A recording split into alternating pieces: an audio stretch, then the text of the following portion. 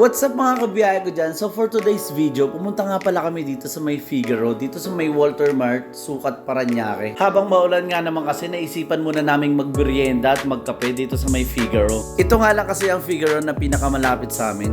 Marami na nga rin pala kayong mapagpipilian dito mga kabiyahe. At mga kabiyahe ko, yung mga staff nila dito, ang babait at sobrang friendly pa. Napaka-relaxing nga pala ng place nila dito kasi malinis at ang cozy ng place. At sa mga hindi pa nga nakakaalam, meron nga din pala silang pwesto dito sa may itaas kung saan kami pumwesto.